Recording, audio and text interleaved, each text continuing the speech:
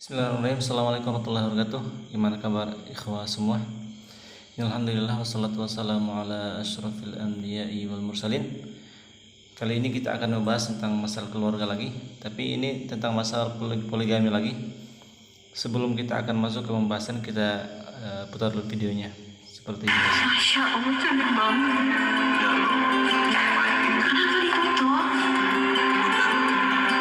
Udah gede hamilnya ya. Viral di media sosial sebuah video yang memperlihatkan momen seorang istri. Permasalahan antara istri pertama dan istri kedua ya. Kalau saya lihat dari komentarnya netizen, ada yang mengatakan bahwa ini bukan pelakor tapi istri keduanya. Coba. Nah, di sini suaminya ini nikah diam-diam dan baru ketahuan. Oke, kita lanjut lagi. Kisah temui pelakor dengan sangat sabar. Dalam video tersebut diketahui jika seorang wanita tampak bertemu dengan pelakor rumah tangganya dan suaminya di dalam kantor polisi. Tak biasa, momen tersebut justru menjadi sorotan. Sebenarnya ini sama-sama sah ya, sama-sama sah secara agama. Cuma kalau yang satunya istri pertamanya ini dia bukan hanya sah tapi tercatat secara negara. Sementara istri kedua ini tidak tercatat secara negara, maksudnya istri-istri saja. Sementara yang diuntungkan itu istri pertama sebenarnya. Kenapa diuntungkan? Karena dia tercatat sebagai negara dan sudah pasti harta warisan itu akan jatuh kepada istri pertama yang tercatat sebagai istri sah yang tercatat di negara. Namun kalau istri siri, ini teman-teman kalau bisa kalau mau nikah lagi, ya bagi yang cewek kalau mau nikah jangan sampai dijadikan istri siri ya. Kalau bisa tercatat sebagai agama, maksudnya dilindungi oleh hukum, karena kalau jadi istri siri saja itu ketika cerai ya. Nggak tahu kalau sekarang bisa ke pengadilan atau tidak ya untuk menuntut hak-hak istri setelahnya. Oke, kita lanjutkan. Antara istri sah tersebut menemui pelakor dengan sabar hingga mampu menutupi sakit hati meski sang suami membela selingkuhannya di latsir. Ya, ini ketemunya di kantor polisi. Ya, kita salut kepada mereka ya. Maksudnya mereka itu menyelesaikan permasalahan tuh di tempat yang tepat, itu di kantor polisi, bukan secara membacok ya. Ada yang seperti itu. Ada yang cakar kelahi, tapi ini tidak diselesaikan secara perdamaian dengan menjadikan polisi sebagai juru damai. Oke, kita lanjutkan. Dari akun Instagram @pembasmi.kehaluan.real pada Selasa 14 Maret 2023. Video momen saat istri sah temui pelakor dengan sangat sabar tersebut menjadi viral setelah ramai tersebar di media sosial. Diketahui pada video tersebut terlihat seorang istri sah yang tengah merekam momen ketika bertemu dengan pelakor dan suaminya di kantor polisi. Akan tetapi sosok istri sah tersebut salut juga kepada istri pertamanya yang sabar ya. Maksudnya di sini disebutkan bahwa istri pertama itu sangat sabar. Memang kita jangan sampai marah ya, karena memang ketika ini kita lagi diuji apakah marah atau tidak. Karena kalau kita lagi bisa marah ketika dalam permasalahan ini, maka pahala itu akan hilang. Namun kalau kita tetap menahan amarah kita, maka kita akan mendapatkan pahala yang mana disebutkan oleh Rasulullah SAW, letak tumpul akal jannah, jangan marah maka bagimu surga. Kemudian di hadis yang lain, laisa syadidu bisurah walakinna syadid man yamsiku nafsahu indal ghadab. Bukan orang yang kuat itu yang orang bisa membanting orang, bukan. Tapi orang yang kuat itu orang yang bisa menahan amarahnya ketika dalam keadaan marah. Wah, ini Masya Allah ya. Kalau orang yang menahan amarah ketika bukan dalam kondisi marah ya biasa aja. Tapi kalau dalam kondisi memang harus marah, namun dia menahan amarahnya, maka ketika itu insya Allah dia akan mendapatkan surganya Allah Subhanahu wa Ta'ala. istri sah tersebut tampak sama sekali tak marah dengan pelakor yang menjadi perusak dalam rumah tangganya. Sang wanita yang disebut sebagai pelakor itu pun tampak menundukkan wajahnya ketika tahu istri sah tersebut mencoba merekamnya. Bahkan sang istri sah sesekali mendekatkan ponselnya kepada pelakor tersebut dan suaminya saat mendapat penjelasan dari sosok yang diduga polisi. Tak hanya sampai di situ saja, sang istri sah juga merekam momen ketika suaminya dan pelakor tersebut sudah keluar dari ruangan sebelumnya. Sosok Tampak istri sah tersebut kembali mencoba merekam wajah dari pelakor tersebut dan bahkan memberikan pujian atas kecantikannya. Akan tetapi sang pelakor justru menutupi wajahnya dengan tangan seraya duduk di samping suami dari istri sah tersebut. Ya, mudah-mudahan mereka ini bisa akur lagi ya, bisa bersama lagi. Kalau istri pertama jangan sampai mundur lah.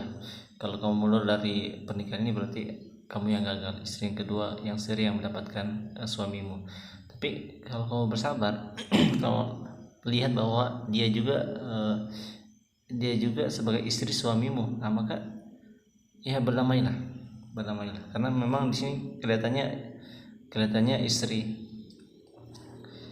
pertama ini cemburu kepada istri kedua, karena dilihat dia memajukan kecantikannya. Dan tentunya di istri Nabi pun seperti itu, ada cemburu dari istri pertama, istri kedua, istri lain itu cemburu, yang mana dikisahkan. Ini saya akan bacakan ya. Saya akan bacakan tentang kejadian istri Nabi SAW yang sempat ada rasa cemburu, bahwa memang ini menyebabkan turunnya surah Tahrim, yang mana Rasulullah SAW itu sempat mengharamkan baginya untuk meminum madu.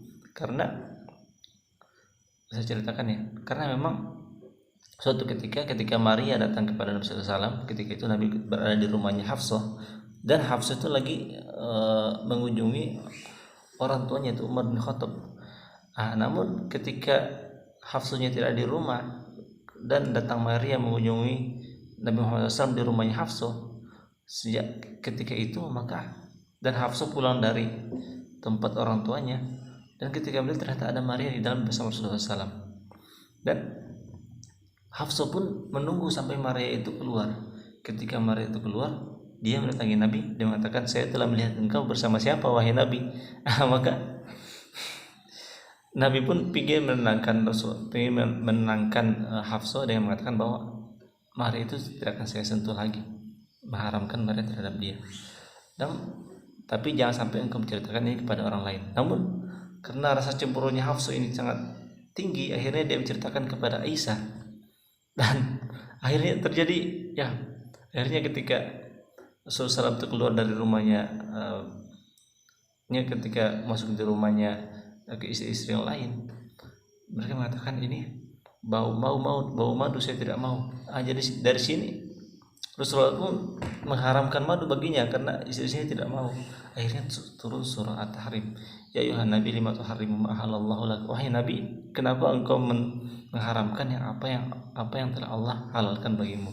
Dari sini memang istri Nabi saja yang tingkatnya Nabi yang sangat tinggi, yang dikatakan dia itu maksum, yang tidak mempunyai dosa yang keluar langsung diampuni oleh Allah Subhanahu wa taala. Ini langsung istri-istri itu masih bisa cemburu satu sama lain. Dari sini kita tahu bahwa memang tadi si istri pertamanya tadi, kita kembali ke video yang awal tadi, istri pertama memvideoi istri kedua dengan mengatakan wah cantiknya, kemudian bajunya sama. Itu maksudnya ada rasa cemburu dari istri kedua, dari istri pertamanya. Ini kita tahu memang rasa cemburunya perempuan itu sangat tinggi ya bagi laki-laki. Saya salut bagi laki-lakinya itu yang tidak terlalu respon, dia malah membiarkan istri pertama dan istri keduanya itu ya. Apakah boleh bagi laki-laki itu untuk menikah diam-diam tanpa ada sepengetahuan istri pertama? Ya tentunya kalau dalam hukum Indonesia ya, dia harus, kalau mau tercatat di negara, dia harus minta izin dulu kepada istri pertamanya. Ya kalau nikah tanpa izin ya boleh, tapi dia palingan ya tidak tercatat, nikah siri saja. Yang penting dia rukun dan syaratnya terpenuhi. Rukun-rukunnya ya yang penting ya, rukunnya itu ada 5. Yang pertama ada mempelai laki-laki dan perempuan. Kemudian ada wali nikah dari perempuan. Yang ketiga kemudian ada saksi 2 orang laki-laki. Kemudian ada ijabnya, ijab itu saya nikahkan kamu dengan kemudian ada qabul. Qabul itu saya terima nikahnya. Itu kemudian syarat-syaratnya ya Yang pertama dia beragama Islam, dua-duanya beragama Islam. Yang kedua tidak menikahi mahram. Yang ketiga wali nikah laki-laki. Kemudian yang keempat dia diri saksi. Yang kelima sedang tidak ihram atau berhaji. Yang keenam bukan paksaan dalam pasangan. Jadi yang boleh saja menikah tanpa izin istri pertama ya, boleh saja menikah. Tapi ya lebih bagus kalau menikah dengan izinnya istri. Coba kita lihat ceramahnya Ustadz Khalid Basalamah sebagai praktisi poligami. Ini bisa dicontoh ini. Nah di sini ada pertanyaan dari Ustadz Tirus Sulaiman ke Ustadz Khalid Basalamah. Coba kita dengar. Ini banyak fenomena Ustadz. Ada laki-laki yang ingin menikah lagi, tapi tanpa sepengetahuan istrinya. Itu maksudnya boleh nggak Ustadz seperti itu? Apakah ada tuntunan seperti itu dari kisah-kisah sahabat dulu yang melakukan hal semacam itu? Karena sekarang kayaknya banyak banget seperti itu. Diam-diam menikah lagi, terus nama istri keduanya dikasih nama Kapolda biar istri pertama nggak ketahuan. Itu gimana tuh Ustadz? Nama istri kedua dikasih nama Kapolda. Baik, alhamdulillah, wassalatu wassalamu ala rasulillah. Sebenarnya saya juga butuh nasihat ini, akhi. Karena kita nih kepada senior nanya masalah pernikahan saja. Ya benar, Ustaz Khalid Basalamah juga butuh nasihat. Kita memang semua manusia itu butuh nasihat. Semua orang butuh nasihat walaupun dia sudah tinggi ilmunya, ya tetap dia itu butuh nasihat. Karena memang bisa jadi terjerumus. Tapi kalau dinasihatin dia akan balik. Dan semua orang pasti butuh nasihat. Jadi seringkali di pengajian kalau ditanya, laki-laki kan tidak perlu izin. Iya. Jadi kita nikah saja. Saya kembali bertanya, nikah poligaminya ini mau jangka panjang atau jangka pendek? Oh gitu. Kalau begitu saya, iya, kalau jangka pendek, suka perempuan, nikahi diam-diam, selesai. Tapi ini seperti bom waktu. Setiap saat dia bisa meledak. Kapan ketahuan dengan istri pertama, pasti akan ribut.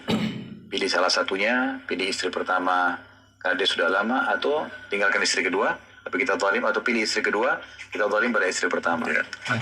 Kita bisa melihat apakah poligami kita ini bisa jangka pendek atau jangka panjang. Kalau jangka pendek ya diam-diam tadi tiba-tiba ketahuan seperti tadi yang video tadi. Tapi kalau mau jangka panjang ya kita ikutin seperti Khalid Basalamah. Coba kita dengar seperti apa dia. Atau hilang dua-duanya. Atau bertahan bisa dalam kondisi terhina. Allahu Akbar. Ya. Atau memang jangka panjang dengan cara diprogramkan.